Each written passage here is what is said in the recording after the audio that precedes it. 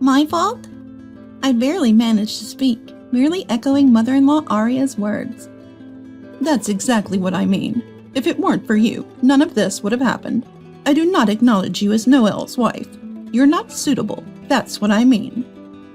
Why? Why all of a sudden? Why say such things? It's a problem that you've lied this long, without understanding such things. Realize it.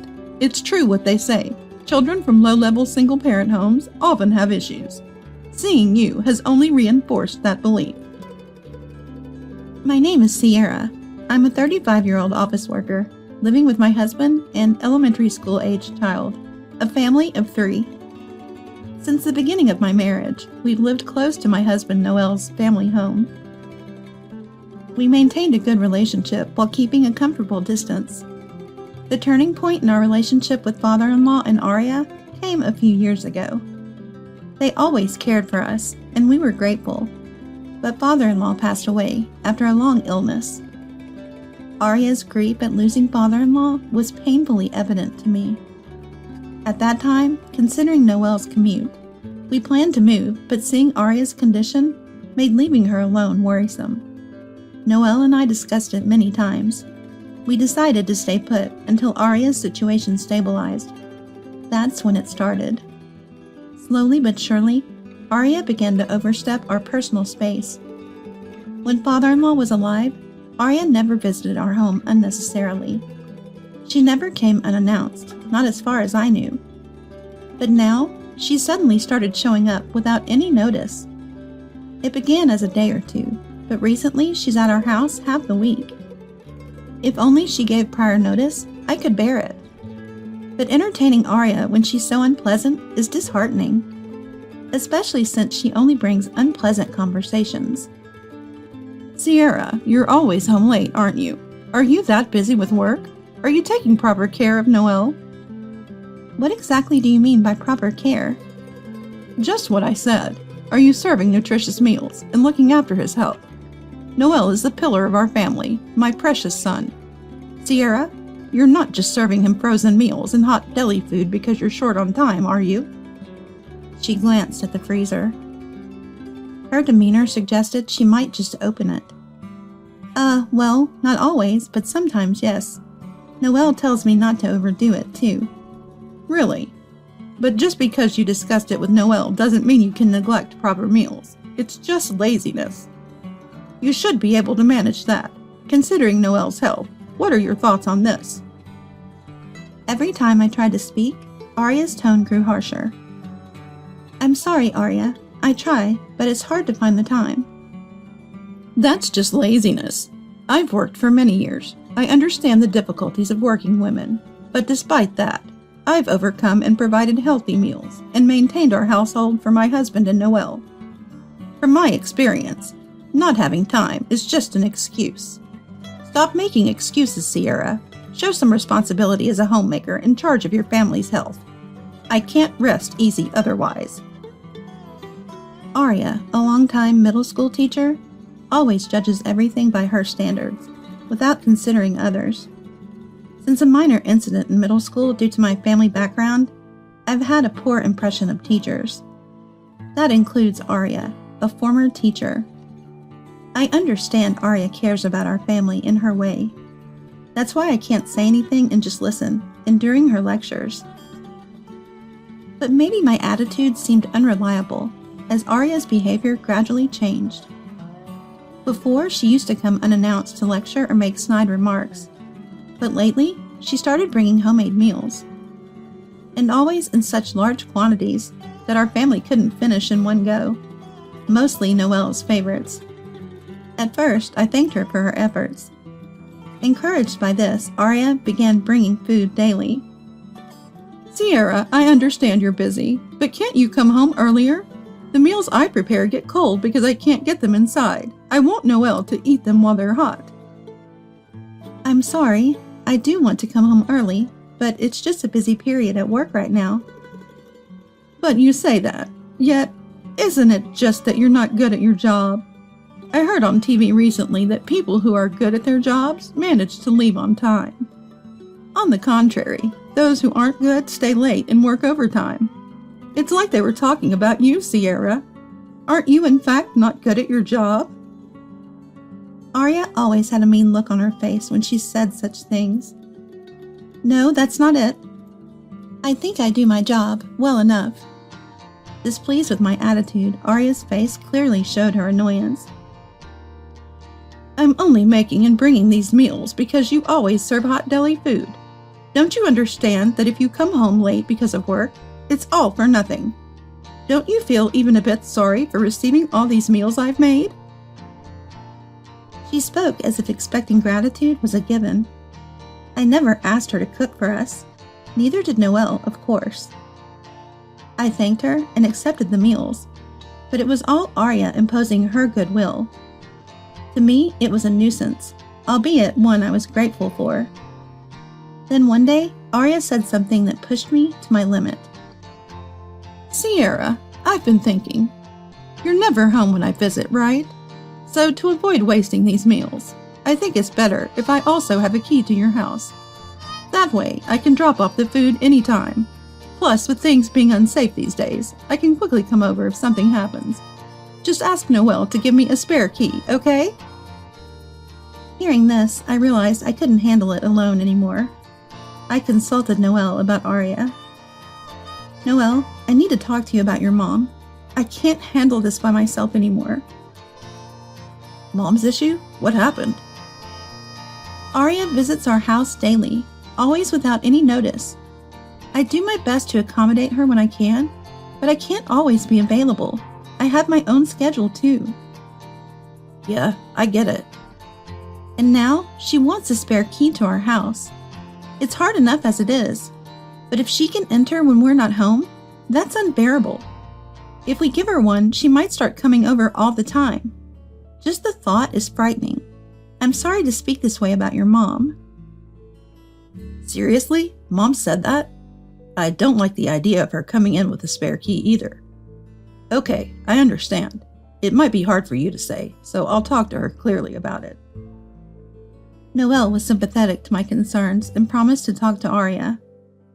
I hope this makes things better. Relieved, I was glad I talked to Noelle. The next day while I was at work, Arya called. Sierra, what time will you be home today? What do you mean? Well, I made too much beef stew, Noelle's favorite. I thought I'd bring it over, so what time will you be home? I see. In that case, I should be home a little after 7, so I'll definitely be there by 7:30. All right, I'll come around then. Thanks. It might have been the first time Arya called before visiting. Noelle must have talked to her already. I was impressed by how quickly things changed. But honestly, I didn't just want to call before visits. I wanted her to stop visiting altogether. That was my true wish, but for now, I was genuinely happy she called in advance. Arya's visit frequency didn't change, but she started calling beforehand. That alone significantly reduced my stress. However, after a while, I noticed something odd. I started running into Arya more often when I was out. At first, I thought it was a coincidence, like when our family went shopping on the weekend, or when I went to buy toys with my child, or even bumped into her at the station on a weekday evening. Meeting her this frequently seemed too much for coincidence. But strangely, nothing more happened. We'd bump into each other, exchange greetings, explain what we were doing, and that was it. It never led to anything else. Maybe that's why, before I knew it, I had become accustomed to this situation. On one holiday, while this was going on, we decided to clean the house. Before the delivery of a sofa set Noelle had wanted for a while. We planned to place it in the living room, so that was our primary focus for cleaning. But before we knew it, both Noelle and I got carried away and started cleaning the kitchen and bedroom too. It was a completely accidental discovery. In a corner of the bedroom, there was an inconspicuous outlet that seemed unlikely to ever be used. Only a double outlet adapter was plugged in there. I didn't remember buying it, nor placing it there. Noelle didn't recall it either. Both of us felt something was off. Without saying a word to each other, we started checking all the outlets in the house. We found one mysterious outlet adapter, each in the kitchen and living room, and another in the bedroom, making 3 in total. By then, we had a feeling about what it might be, but we were too scared to put it into words. It's like those things you see on TV sometimes, isn't it? Who would do this and why? Where's the banking card? In the middle of my sentence, Noelle suddenly asked about the banking card. What? I was confused, not understanding what Noelle meant. Noelle, noticing my confusion, asked slowly and clearly, Is our banking card here? Has it gone missing? Noelle, too, seemed to have his own thoughts on the matter and quickly checked. After confirming the banking card was safe, Noelle put his finger to his lips and quietly moved us to the living room. We might be bugged, so it's better not to talk about it there. We should be safe here. It's far enough. He said this to reassure me. Should we call the police in this situation? As I was about to call the police in a panic, Noelle stopped me. It's good to report to the police, but let's wait. Reporting without knowing who did it might just waste time. I have an idea. We can report it after that. He then shared his plan with me. Honestly, upon hearing it, I've wanted to report it immediately, but Noelle seemed to have a hunch. That night, we put the double outlet back in its original place, wrapped in newspaper with a fan blowing on it continuously. At 2 a.m., the front door quietly opened. A figure quietly entered and headed straight to the living room. Entering the living room, the figure picked up the double outlet, inspecting it closely. We captured all these actions on camera and without any warning, turned on the living room lights. The figure panicked at the sudden light. I was momentarily stunned upon seeing the person, but it also felt expected. It was Aria. So it was you. We need an explanation, Mom. Noelle spoke calmly, but there was an underlying anger. But Aria turned her anger towards me instead. Sierra, what is this all about? Even in this situation, she seemed to not understand her position. I just came to check on something, and now even Noelle is looking at me like that. What's going on? Don't play dumb. What were you checking by sneaking into our house in the middle of the night? What does it matter? More importantly, why are you two so angry with me? You still don't get it. This was all my husband's idea. We're the ones asking for an explanation, not you, Aria. If you have something to say, answer our questions first. Sierra's right. If you're going to play dumb, we'll call the police. Understand? Noah spoke coldly, and Aria's attitude shifted, as if she realized there was no other way. Reporting to the police? That's an overreaction. We're family. There's no need for such formalities. This is all a misunderstanding, so let's not make a big deal out of it.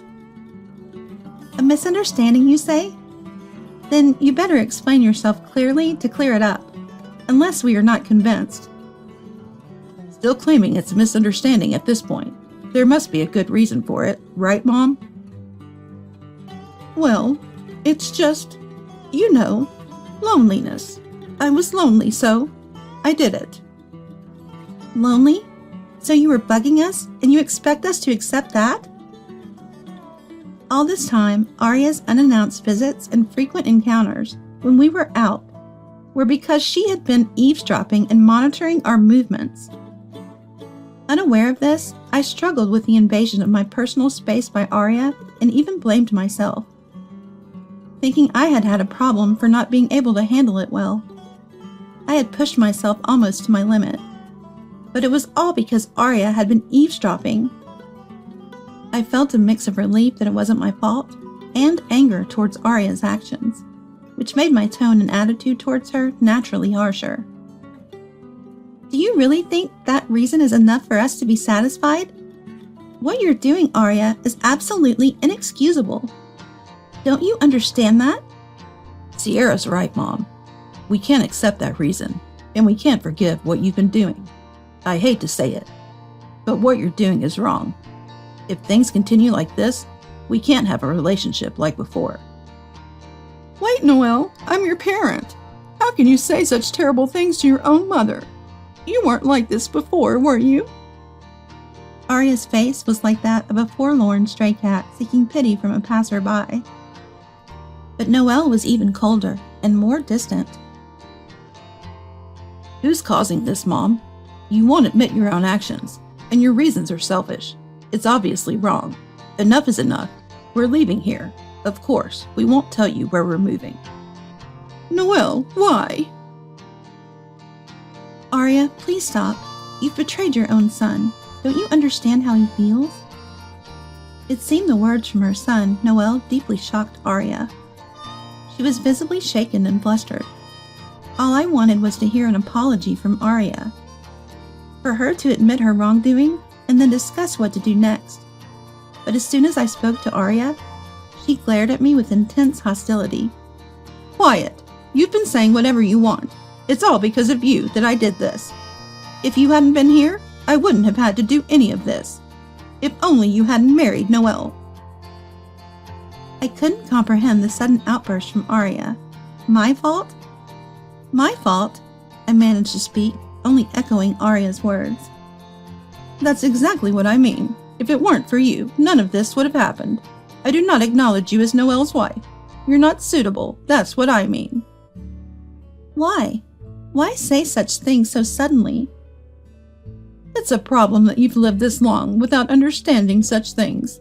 Realize it. It's true what they say. Children from low-level single-parent homes often have issues. Seeing you has only reinforced that belief. Noelle, finally catching up to the situation, hurriedly tried to stop Arya. Mom, what are you saying all of a sudden? Do you realize what you're saying? Yes, I understand perfectly. I thought you would feel constrained by marrying a woman from such a low-level family. That's why I was monitoring, to prevent any problems. It's all for your sake, Noelle. We were baffled by Arya's sudden confession. Especially Noelle, who seemed to be seeing this side of his mother for the first time. He was unsure how to react. My confusion was different from Noelle's. I was perplexed by the words Arya had spoken to me. I had heard those words before. Why had Arya spoken them? That was my confusion. Eventually, I remembered something and asked Arya. Arya, I heard you were a middle school teacher. Is that true? My question, seemingly unrelated to the situation, caused an exaggerated reaction in Arya. And from her reaction, something clicked for me. If you were a middle school teacher, you must know many other teachers, right? There's a teacher I can't forget. Is she perhaps an acquaintance of yours? I mentioned a name. Upon hearing it, Arya became visibly shaken and stuttered. Why, that name? I thought so. It's connected. Seeing Arya's reaction, I was certain my suspicions were correct. The name I had mentioned was that of my middle school homeroom teacher. I mentioned my middle school homeroom teacher? From your reaction, Arya, it seems you know her. Actually, I was treated terribly by that teacher and got into some trouble. It seems like you've heard about it, haven't you? The trouble with my former teacher was related to my family background. My parents divorced when I was in elementary school. I was taken in by my mom.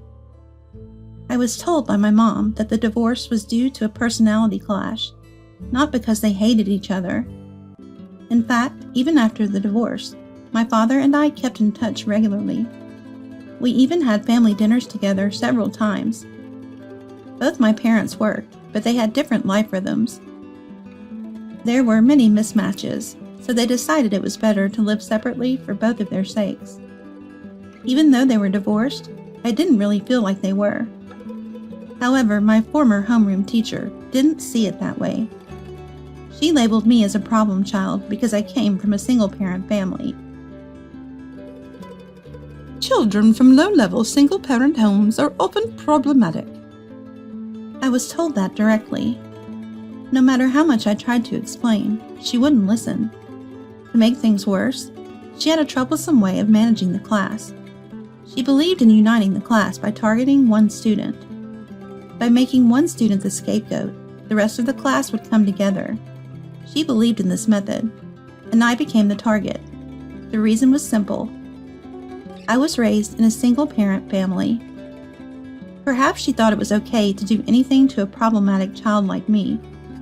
Of course, I couldn't accept such reasoning and resisted desperately. Because one of the reasons was my parents' divorce, I couldn't tell them about the treatment I received from the teacher. Resisting as a middle schooler wasn't easy. When I was cornered beyond my capacity, I finally opened up to my parents. I told them how the teacher was treating me. Fortunately, my parents acted quickly upon hearing my story. There was an immediate discussion with my parents and the teacher, and the issue was resolved.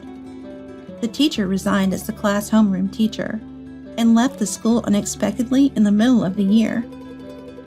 The issue was resolved quickly after I confided in my parents, but I still remember it vividly. It was that significant of an event. That's why I reacted to Arya's words. If she was acquainted with such a former teacher, I could easily imagine what she had been told about me. But that didn't make me feel any sympathy for Arya. I understood too well what she thought of me now. It seems, Arya, you didn't hear the whole story from your acquaintance. If you had, you wouldn't have done such a thing. The whole story? What are you talking about? Yes, I was raised in a single-parent home with my mom. But you might not know that I was frequently in contact with my father. Indeed, my parents divorced due to personality differences. But there was another reason: their work. And by the way, my father is a lawyer. Maybe I'm telling you for the first time, but I am a lawyer's daughter. Knowing that someone related to legal expertise is involved, you can understand what your actions mean, right? What? No, that's a lie. Who would believe that? My former teacher reacted the same way when I told her. You two are quite similar. I didn't hear anything. I haven't heard such a story, no. Of course, no one shares inconvenient truths with others. It's natural. Arya's attitude changed completely from her earlier confidence. No one could imagine being bugged by someone whose relative is a lawyer. It's obvious how dangerous that would be for oneself. If I tell my father about what you did, you understand what might happen, right? It could become a bigger issue than you think. Stop. Please don't say that. Please, I beg you. Don't tell anyone about this. Please, I beg you. If that's the case, then answer our questions, okay?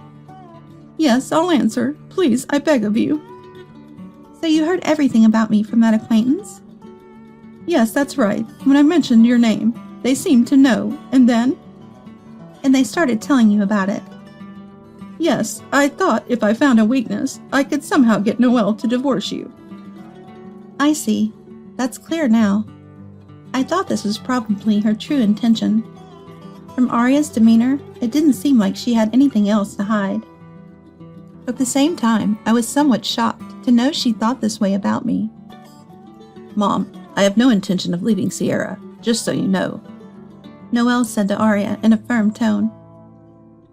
I don't understand what you dislike about Sierra, or why you did this, and I don't want to know, but Sierra is an important wife and family member to me.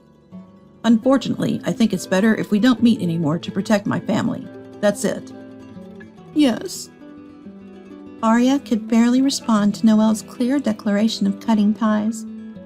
Understandably overwhelmed by his decision, the next day at Noelle's insistence, we reported the eavesdropping to my father and the police. We also sent a warning to the former teacher through my father. Surprisingly, the former teacher had no knowledge of Arya's actions. However, given that the teacher's remarks had led to this situation, we strongly demanded she never speak of it again. I can imagine how formidable my father must have been in his anger, but she must have been frightened enough of him. We even received a written pledge that she would never involve herself with us again. After ensuring all these matters were resolved, our family moved.